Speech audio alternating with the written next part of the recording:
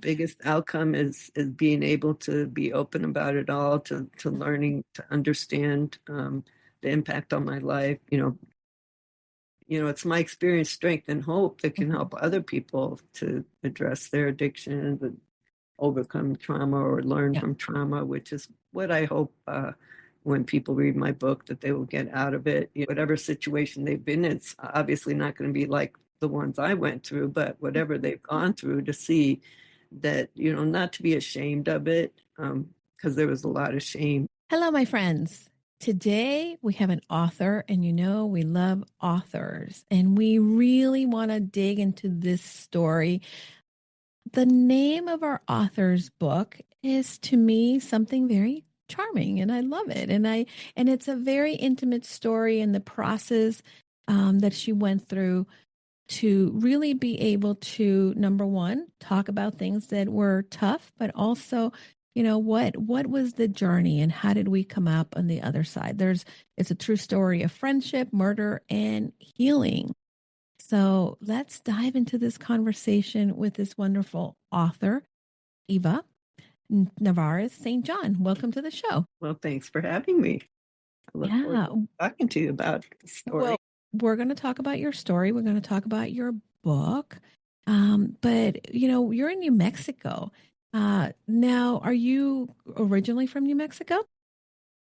Well, my father he's a native New Mexican. We go back to the conquistadors and the Pueblo Indians and all that. So we've been here for hundreds of years, or thousands of years if you count the Native American side. And my mother's from Germany, which is where I was born. So they met when he was in the military in Germany. Yeah. And so I grew up kind of all over the country. All over the country, yeah.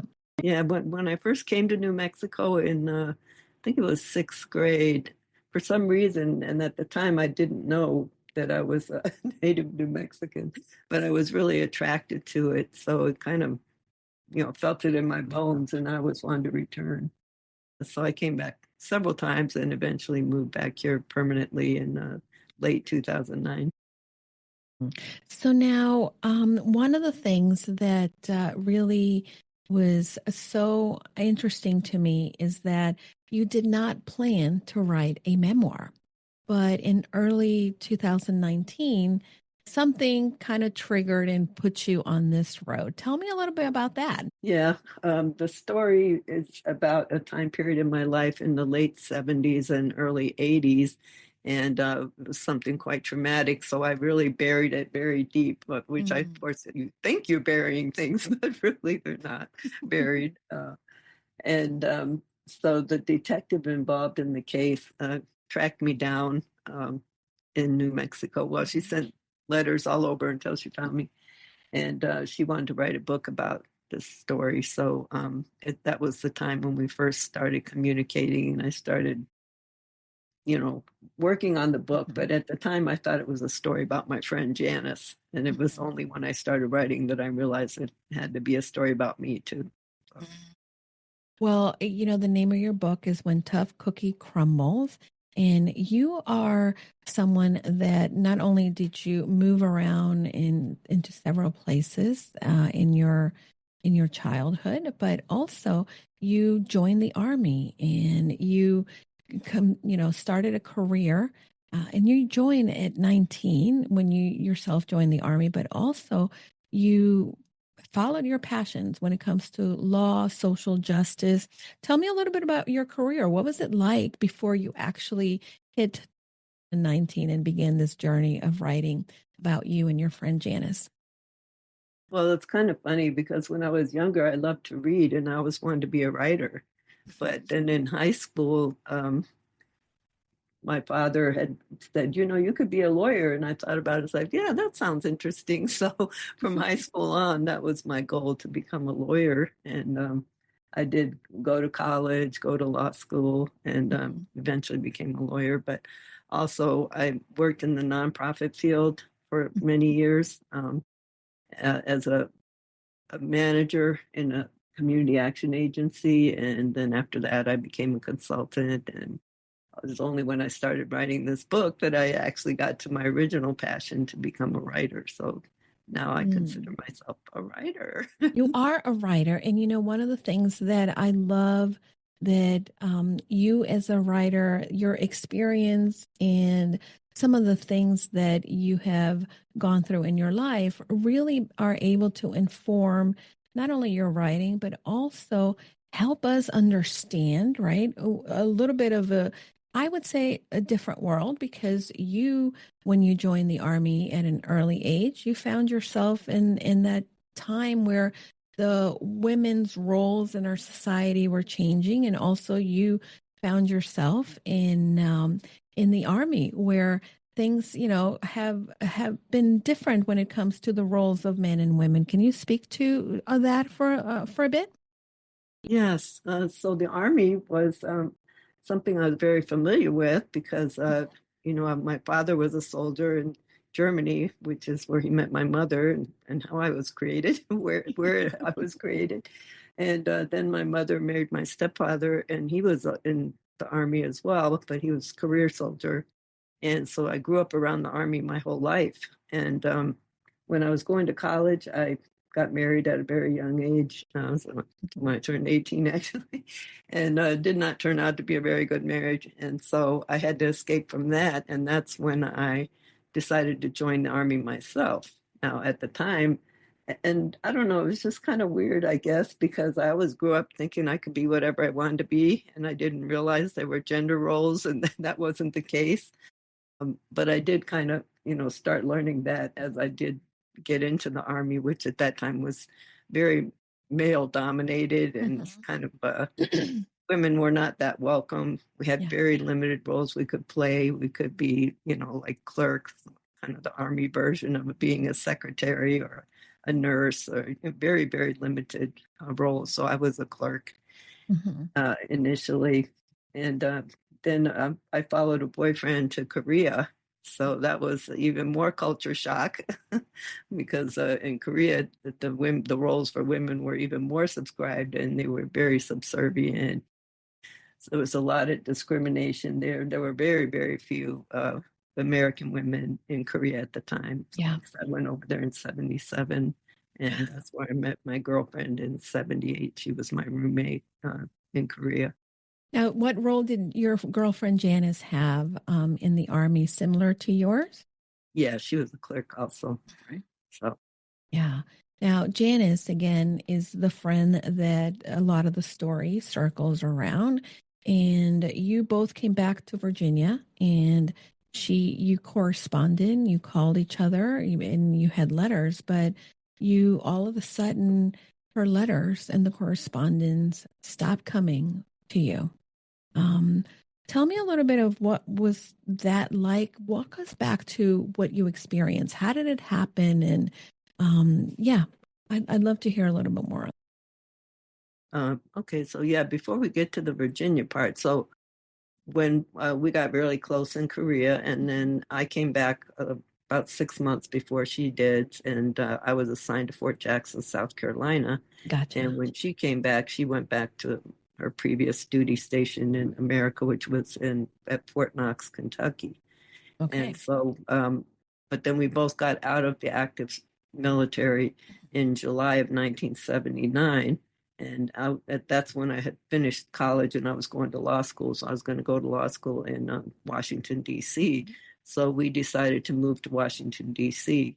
But we did continue our careers in the military in the reserves, where you go 1 weekend a month and you go in the summer for 2 weeks. And you also, if you have training, like I had to go through a 6-week training to become a counterintelligence officer. Wow. So that's where the roles were starting to expand. So I became a counterintelligence officer assigned to an infantry unit.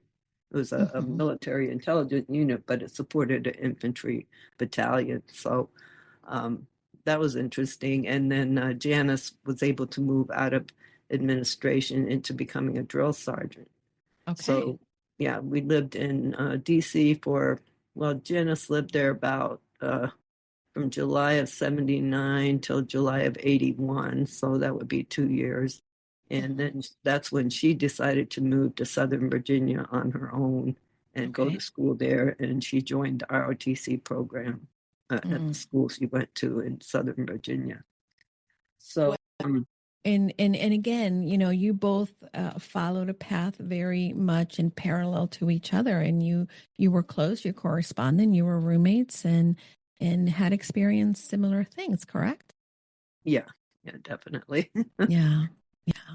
So when she went to Virginia, I went down to see her a couple of times. We talked on the phone a lot. We wrote letters. We still wrote letters, which we had gotten in the habit of when she was still in Korea and I had come to the United States. And so then she kind of distanced herself a little from me. She wasn't like as open and forthcoming as she had been before. And then when I couldn't get a hold of her, that's when I went down. And based on some things she had written to me in letters and conversations, I had a feeling I knew what happened to her, or at least who would be responsible. So I went down there, and that's when I went to the police. What was that arrival when you got to where Janice had disappeared from? What was that like? Well, I went to her apartment first, and her car was there. And so, that's when I felt like my worst fears were confirmed that, she disappeared. I had already called ahead of time, and nobody had seen her at her job or her classes or anything. At that point, it was like almost 2 weeks. So, yeah. So, like I said, I was fearing the worst, and her cat was outside, so I got her cat, and I just went to the police station. Now, who did you decide to go to look for her because you had not heard from her, or did you, receive notice from someone that was also worried about her whereabouts? No, nobody had, it seemed like nobody was worried about her whereabouts. I don't know about her job, if they made any efforts to contact her.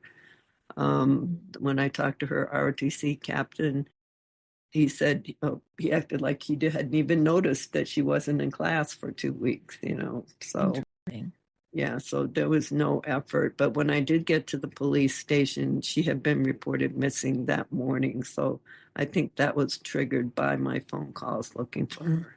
Right, right. So now, one of the things that I found interesting in looking at, what you've been through and not only, more about you, is that you talk about how after your friend disappeared, that you yourself found dealing with a narcissist, and I don't know if I'm saying it correctly, and I'd love for you to open up the conversation, because that, right now we see so many people, and women in particular, in relationships that are harmful and that put us in peril. So I'd love to hear your opinions and thoughts, and also about your journey specifically, so that we can understand more what it is that you went through. Yeah. Well, I think a narcissist is one degree of pathology. They're like totally self-centered and the world revolves around them. But then I think it goes beyond that when you get into true criminality, true evil. And so it's kind of like close to the same thing, whether it's psychopath or sociopath. To me, they're pretty similar. Yeah. So, the person that did murder Janice, I consider fall in that category, sociopath, psychopath. Right. And it wasn't until after, the whole investigation played out as far as Janice is concerned, that I ended up connecting with a sociopath. And in spite of everything I should have known better, and all that, I but there's it's such a psychological thing involved that a lot of people, unless they've been through it, they're like, how in the world could you fall for that? Just like, how in the world could Janice fall for it? How in the world could I fall for it? It's a lot of brainwashing and manipulation. Yeah. So. I'm so happy that you're bringing this point, because that definitely is something that society tends to ask. And last night I was watching, and I don't know if you're familiar with the case, but I was watching the documentary on Netflix about Gabby Petito. And this is the Yeah. young woman that disappeared a couple of years ago. And I knew that I had our conversation coming up. And I had that frame of mind as I was watching the documentary. And I watched the 3 episodes in one sitting, which I normally don't do, but I watched it. And that really is, right, the question that here's a young woman like yourself who had this incredible life and zest and experiences. And yet we as women, and I know that it may happen to a man as well, but we as women end up entering relationships in which we feel safe and loved, and somehow the narcissist, sociopath, whatever we want to name it, begins to turn things around, and we kind of lose sight or of reality. Is that, would you say that that's an accurate statement? Yeah. I mean, I think in both our cases, like with Janice, things that came out later, or even things that we knew about before she passed away, there were red flags and warning signs. But, there's always, in my case as well, plenty of red flags and warning signs. But there's always this, well, maybe this could be true, or, I'll give them the benefit of the doubt, Yeah. and I think that's kind of where it goes in. And again, their gift of gab, or their way of Yeah. convincing you that you're crazy, and they're saying, Yeah. it's just unbelievable to anybody that's never experienced it. Mm-hmm. I've heard that a lot, and again, I think that this is one of the reasons why I love to be able to deep dive into individual stories, and specifically, and I'm so grateful that you are here to talk about it, because sometimes I have nieces, and the information and the things that we're talking about, it's not something that they wouldn't, I would hope not, but they wouldn't be, susceptible to, because our society creates this world in which we need to, I don't know, we want to trust people, and yet Right. we put ourselves in perils by sometimes trusting the wrong people. Exactly. Yeah. Yeah. So tell me, what was that journey for you? Because I know that in your document in your book, you talk about how in writing Janice's story, you begin to uncover some things within your own story. What is that parallel? Or tell me more about Oh that. boy. Yeah, like I said, writing the book, I mean, obviously, so this all happened in the early 80s. She disappeared in November of 1981.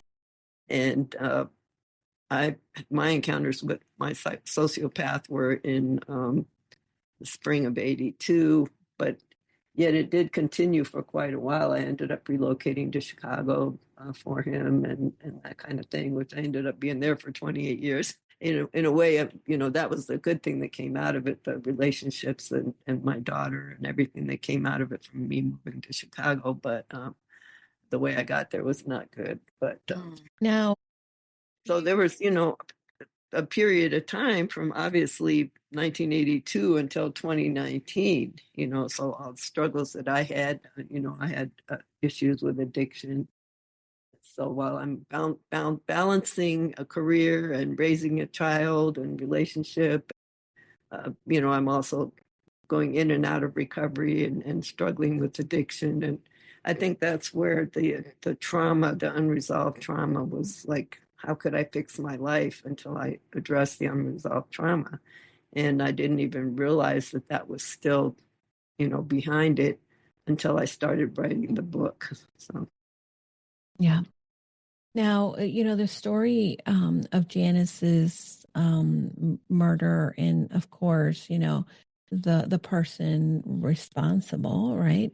There's a lot of twists and turns. And what are some of the lessons that you yourself find within her story that were impactful for yours in what you went through? well, I think the biggest lesson is really being careful about trusting people. And, part of what got her sucked in was she kind of was always looking for that someone to take care of her, someone Mhm. to look out for her.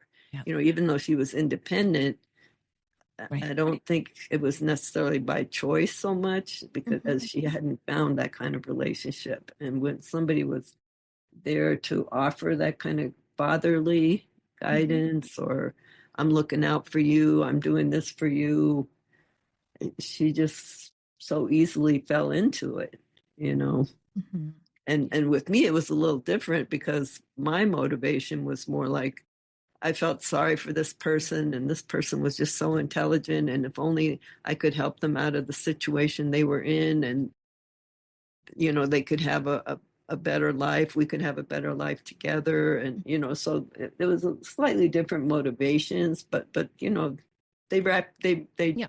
reel you in however they see where your weak spots are, or what the way you think and what you're looking for. So that's kind of Well, and I'm so the one thing that I hear, and this is the one thing that I hope the listeners can really kind of grapple with, right? They're here, two young women, and they had, some parallels in their story. And thankfully, I'm so happy that you are here, Eva. And yet, the things that can happen, right? Like you said, she wanted the comfort and the security, but you also had a very different need. And yet both needs are the ones that can somehow lead individuals to being in this situation.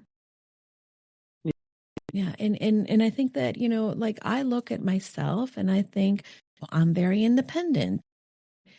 I'm the kind of person who can do it myself, but it doesn't mean that I would not be in a position in which I want to change and help and make it better for a person, that then they use that to reel me in. Just like somebody who needs to be validated and loved and taken care of, that is the way that it can be reeled in. So the lesson I would love for us to really walk away with is that we cannot generalize and say, oh, this kind of person or that kind of person, but it can be something that happens to all of us because of our own internal needs and the way that we go about our life and who we've become, that then we can enter into these relationships. Yeah, and sometimes the relationships are, could be your own parents or children or other people you're actually blood related to, Yeah, not necessarily a stranger. Yeah. What would you say are some of the red flags that maybe you saw in Janice's story, and what were the red flags for you? Well, one thing that was similar in both of them is that, like, from day one, they want to be a part of your life right away, every day, too intense, you know what I mean? And at the same time, block other people out. So, like in Janice's case, she went to this person to confide in this person one day, and he never let go of her every day after that. I mean, he came over that weekend, and just everything within days. He, I don't want to try to give away the whole story, but I don't want to give away the story, but yeah, I get it. I mean, he was advising her on financial things and do this and do that, change this bank account. You need this kind of insurance. You need to do this, that, and the other. And she actually followed his, suggestions, And even though, they had somewhat of a romantic relationship, but at the same time, he was married but separated. He had a girlfriend, so even then she knew she wasn't the only woman in his life, and it wasn't like that completely. But still, he had enough control over her and her mind. Right. You know, uh, the way he convinced her to do things that were actually life threatening were just amazing. Yeah, it was just kind of crazy. But like I said, the same with me. The guy just like first talked to him, and then I'm like, okay, well, we'll talk in a few days. But no, he doesn't wait a few days. He calls the next day. Oh, I can't wait to talk to you again. Yeah, that don't let you think, don't let you have a breath in between, doesn't want you to communicate with anybody else. He had told her, don't tell anybody about anything that we're doing, or, and, that's what shocked me, that she would not tell me. She had told me everything, And all of a sudden she believes a guy she just met and doesn't even share it with me. One of the commonalities that I find, in your story, in hers, and also in Gabby Petito's, for instance, that is one of the ones that we can look at, is that the tools that are used is always isolating the person Yeah. and creating a new reality. And that's huge. But when we're in it, we're not seeing a different reality, and we don't see ourselves isolated. What would you do different, or what would you tell Janice if you're watching her become isolated because of this person? Well, I did keep trying to, tell her. I mean, I couldn't keep going down there all the time, but I'd say, when are you going to come up here and see your friends and, get away for a weekend or whatever, I'm trying to convince her to do that. Yeah. She always had an excuse. But I think the other thing that I just wanted to pick up on being vulnerable, he saw her vulnerability immediately, because when she went to him within days of meeting him and told her troubles, how she was broke and this, that, and the other, but she wasn't confiding that to other people, like her parents. She didn't want to take money from her parents anymore. She, which they would have helped her. She was like putting herself in a vulnerable position that she didn't need to. But I think this is one of the things that, the way I look at it, he saw a mark. Absolutely. And that's, the first, anyone listening, and I think that this is a really great lesson as well. At times we're going through difficulties, and, for instance, in Janice's case, she had a financial difficulty, and this person came in, isolated her, and then started to give her solutions, right? Exactly. And reminded her that this was going to be the solution, because if what the alternative would be having to say to her parents, I need something, and then viewed, and I think that most of us, when we ask for help, we view ourselves, and I'm speaking for myself, I guess, many times when I'm asking for help, I feel that I am weak. I feel that I have failed. Right. And that's based on my independence. And you lived in a time at that, when Janice disappeared, and this story really takes place and carries us, is that you were beginning to be those independent women. And therefore, you didn't want to change that narrative, and having to accept that maybe you weren't that. I think that also plays a part for many of us. Let's take a quick break. I want to pause for a moment, because if you're listening to this conversation and realizing that some of these patterns, like people pleasing, second guessing yourself, or feeling stuck in the messy middle, are showing up in your business, I want you to know that you're not alone. So many other women that I work with are hustling hard but not seeing consistent results, feeling scattered because they're trying to do all the things, or struggling to make decisions without doubting themselves, or just plain exhausted from running their business without a clear plan. And that's exactly why I created the Confident You CEO Retreat. It's a space where you step away from the noise, you get clarity in what actually matters, and walk away with a 90-day roadmap that feels doable and not overwhelming. If you've been craving focus, confidence, and strategy that actually works, this retreat is for you, my friend. Head into goconfidentlycoaching.com and you can save your spot at the website. Now, let's get back into this important conversation.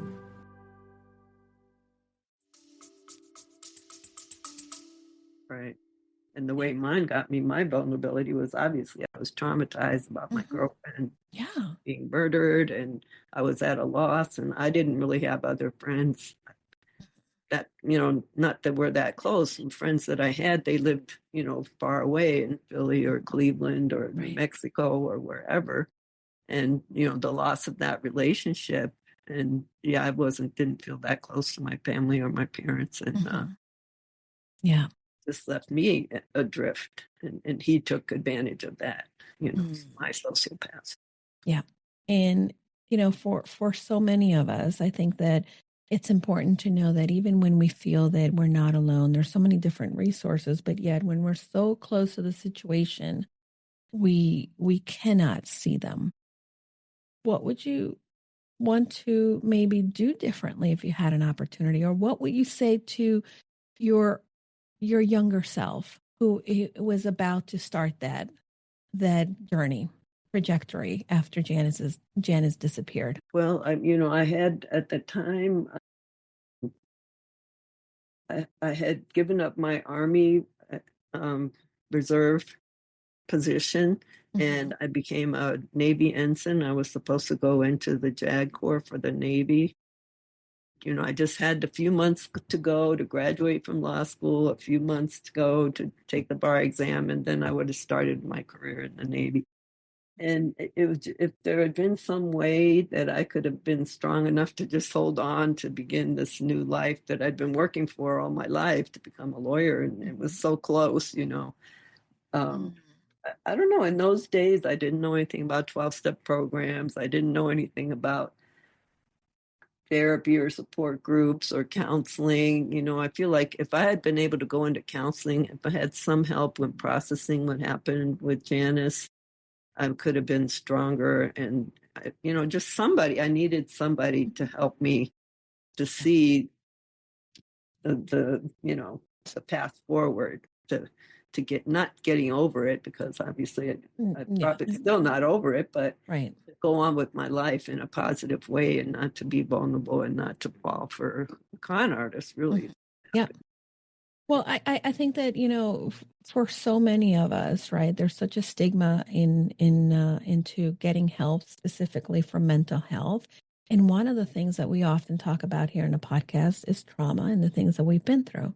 And we cannot just put it away and assume that it's never going to be something that impacts us. Where I kind of picture our trauma, the experiences that we've gone through, especially those that we've never really looked at because they're uncomfortable, they're painful.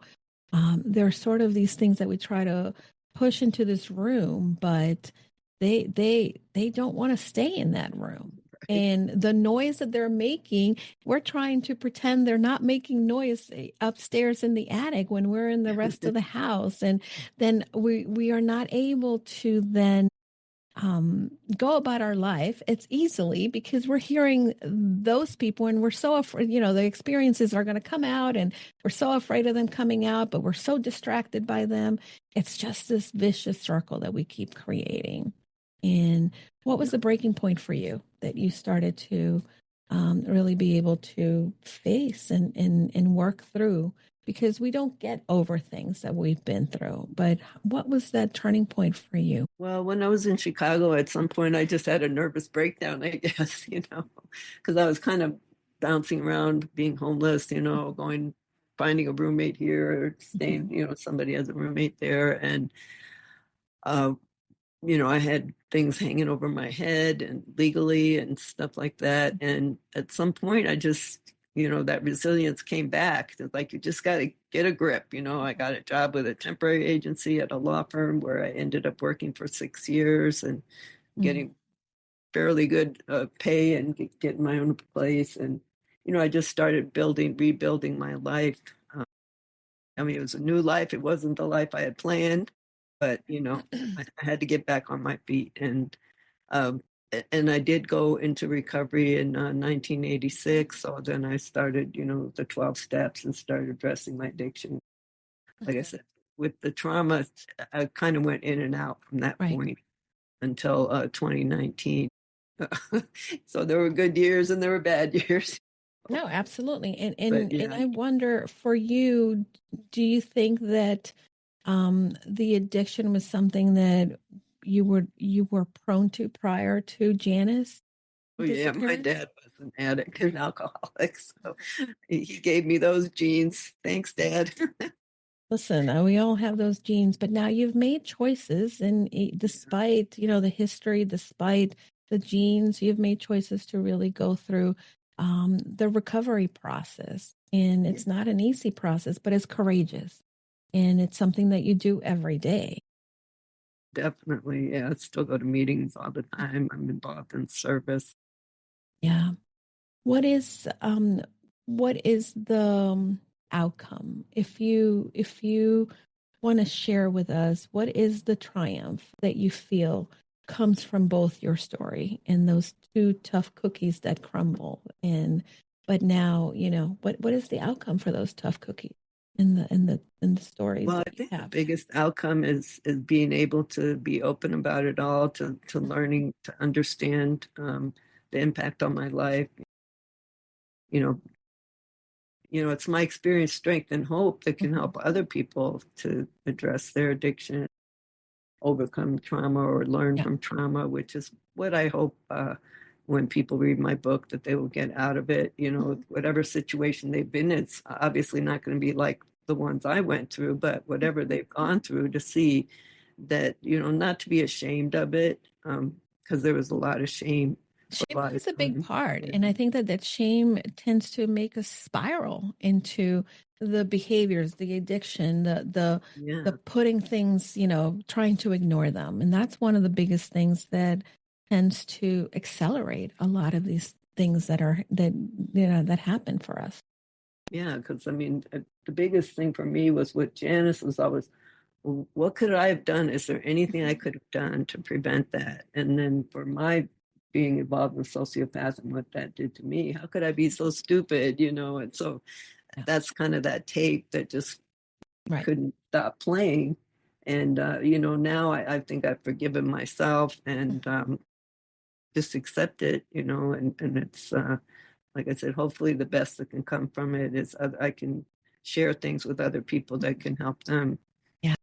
I think that this is the courageous part of your story. And I think that, Brene Brown often talks about how shame is the thing that, we avoid, but yet we need to, she calls it wrap ourselves in that shame shawl and show it off to the world, right? And when Yeah. we do that, there's greater strength in what we are doing. And, you've experienced some very harsh things. You've experienced some criminal violence and things that a lot of people may not experience in their lifetime. However, everybody has their own journey and shame that we all carry. And the lesson, I believe, is that no matter where you are, how long maybe you've been carrying or avoiding, you always have the opportunity to start again. You always have the opportunity Yeah. to make a different choice, to walk a different path. And not to be afraid to reach out. And I think that is really the best thing that I have in recovery. I have a network of awesome friends, and I can call any of them at any time, and we're there to support each other. And we continue to grow. It's we have to do it to stay clean. We Yeah. have to continue to look at the behaviors and Yeah. beliefs and attitudes that have had negative impact on our lives, and Mhm. our lives just keep getting better. Yeah. I got a friend now, she's in Alaska, she's always traveling. Another friend of mine, the same thing. He's always traveling because he doesn't spend his money on crack anymore. So Mhm. Yeah. it's just awesome. Now, you kept in touch with Janice's family, correct? Well, not really. Again, I had kept in touch with them, her mom, until Mhm. about 87, Mhm. 88, something like that. But then to write the book, I got back in touch with them. And so, yeah, I met up with her mom, and I met her brother for the first time because Wow. when I, had gone to see her family when Mhm. she was in Miami, her brothers weren't there. So I met her one brother and his partner. We kept in touch. We're getting ready to go bury her in the veteran cemetery. Mhm. So finally, she'll get a true burial and Mhm. military honors. So look Wonderful. forward to that. So Yeah, I think that, this is such a compelling story. It needs to be a movie, by the way. yeah, And I've been going through the book, and I think that, there's so many different instances that there's lessons throughout the book that can be applied no matter what walk of life we have. There's some very crucial um, themes that are so relevant. And all of us, I believe, can be cookies that can crumble, but we Yeah, can kind of reconstruct ourselves if we exactly. kind of stay our path, believe that we can, and then surround ourselves with the people that can help us in this road. Because people come into our lifetime for different reasons, and there are people that are the helpers. Exactly. Yeah. Um, What are you hoping? Because I know that, one of the things that you have done and have done very well is that you not only did you write this book, it's an award-winning book, but you have Enchanted Spirit Journeys. Tell me about that. Well, trying to learn about being an author, and they say have a website. And Yeah. part of writing the book, I started reading memoirs. So I said, Hmm. well, yeah, might as well. I should read other memoirs to learn how to write a memoir. Yeah. And I've really gotten into them. I just, love they're all true stories, obviously. And there's so many different perspectives and experiences. And so one of the things I do on my website is I recommend a lot of different memoirs, a number of them that I've read, but others that I've heard about and hope to read one day, but haven't read yet. Yeah, And well, you have also, the great resources again for writers who are in this path, and exactly. I believe that everybody has a book inside them, and Oh, everybody yeah. has a story to tell. More than The one. fact that you went through, so many different things, and your story is an example of what can be possible for others, and I love that. Do you feel that you have said everything that you wanted to when it comes to this story? Oh, well, I guess. I'm not sure. I mean, like I said, I hope people will read it, and there's a lot of things in it. One is again the time period. It's kind of got that coming of age Yeah, aspect to it it of does. and our backgrounds and what brought us to the military and to Mhm. becoming independent, like you said. Even though women have a lot more options today, it's still, I think, a challenge to become a Absolutely. strong, independent woman. And We've in come a some long way, but ways, yet we haven't. And I think yeah, that, in some ways this we're is, moving we're backwards. moving So, backwards, though. We can yeah, talk about that for another 2 hours. But I think that this is the thing I want people to walk away with as well is we cannot take for granted the rights and the privileges we have as women. And we need to stand our ground because there's going to be forces outside of us that are trying to rob us of what we have, of who we are, who can we can become. And this is why, again, the telling of the stories can give us hope that if we're in it, there's a way out. If we're dealing with things, let's deal with them before things can kind of spiral. But ultimately, we need to also be sisters to each other because sometimes it's the person coming alongside of us that can make a big difference. yeah. The other thing I would say, I feel bad in a way that my current sobriety only dates back to 2019 when I was in my 60s. When I started, I was in my late 20s. Mm, So I kind of feel like, and again, I don't try not to beat myself up about it, yeah. but I kind of feel like, oh my God, what if I had really, gotten clean and stayed clean? Because I have a lot of friends with 30, 40 years of sobriety, Mhm. and Yeah. clean time. And that's, what more could I have done? But again, like you said, life has its own reason behind it, what timing, divine timing, or Hmm. whatever. And Yeah. that's just the way it for Well, the me. woulda, shoulda, coulda, have, right? That's so Right, common for many exactly. of us, and we say it. I actually was thinking about it the other day. I've been working on my health, and I, it's easy for me to look back and say, "Oh my God, look how far I've fallen," or "I didn't stay with it," or "I didn't do that." Well, wouldn't it be nice if I had stuck to it, or I did it, and Yeah, where would I be? But I think that at the end of the day, the person that I've become, despite not being where I wish I could or that I would have done it sooner.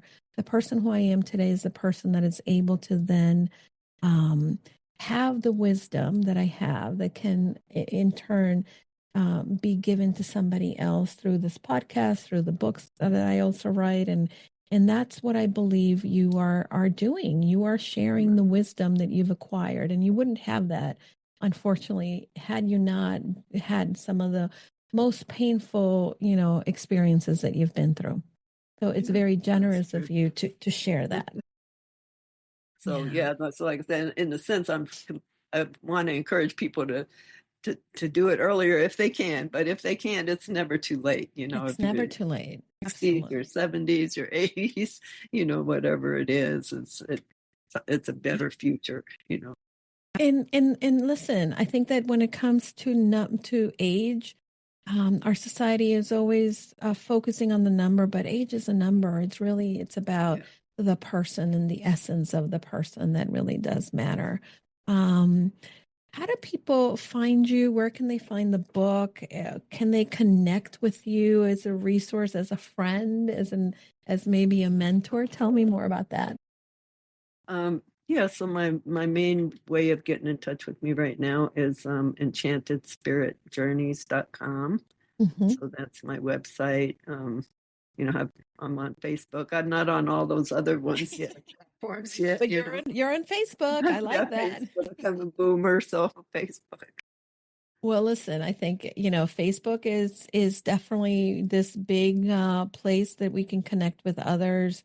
I want to encourage the listeners that if they found this conversation, very thought-provoking, number one, there's always resources. There's women groups that can help you. There's also groups that help you go through the journey to sobriety. We're going to have a lot of these resources in the show notes. But I want people to take a step and to get the book because it's well written. It is a story of, many twists and turns and unexpected things, at least that I found. But you put it in a way that helps us not only have hope, but to understand that, there is a journey behind everyone we see. Yeah. I appreciate that. Yeah. No. If you read my book and you like it, please leave a review. Oh, I'm going to give you a review. And then the other, tell me in this, I just wanted to get, I guess, some thoughts on it. Is if people wanted to maybe get your thoughts on writing their own memoir, will you be able? Yeah, right. Amazing. Well, it's been such an incredible pleasure. I really have enjoyed our time together, and I want people to find you. I'm going to have all the information in the show notes so that people can connect with you. Again, your website is enchantedspiritjourneys.com. And if you are thinking, I don't know if I have what it takes, or I don't know if my story would make a difference. We don't have to have the same stories as somebody else, but your story can be somebody else's life raft. And I do believe everybody has a story in them, and and other people that can relate to that story. And just the process of writing the story is very healing, therapeutic. Absolutely. Absolutely. Well, it's been a joy. It's been an incredible pleasure and honor to have you. Thank you so much for being here. And, and next book, next big thing, or you don't even have to have a big thing. Come back to the show so we can continue to have these really meaningful and fun conversations. Yes. Thank you so much for reaching out to me. No, you're welcome. I knew that this was definitely a story to tell for others and to continue to give others hope. So thank you. Yeah, and thank you for what you do with your podcast. Thank you. Well, I can't wait to see what amazing things you continue to put into the universe. And my friends, don't forget, go give Eva some love. And don't forget, go confidently in the direction of your dreams, everyone. Hi, everybody. I know that sometimes we get very lonely in this entrepreneur journey. And I want to invite you to join us into our limited time only Purposeful You Mastermind. For many of us entrepreneurs, we believe that we can do it all. But the reality is that doing it alone only creates a lot of overwhelm. So join us at the Purposeful You Mastermind. You can find out more information by going to bit.ly/Julie's Mastermind. This is going to be the place where you are able to then unlock your full potential and achieve long-term success for your business. Push you behind your current limits, expand your connections, discover new ideas, and implement them with confidence. You're going to get the support in all aspects and transforming you to the six-figure business you've been looking for. Pause and get off the hamster wheel if you've been spinning around. This is a time where you can get that support from like-minded entrepreneurs that are here to join you in your journey.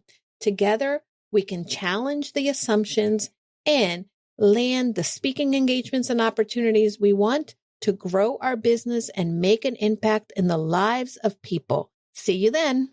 Remember, you can find the mastermind at bit.ly, Julie's Mastermind.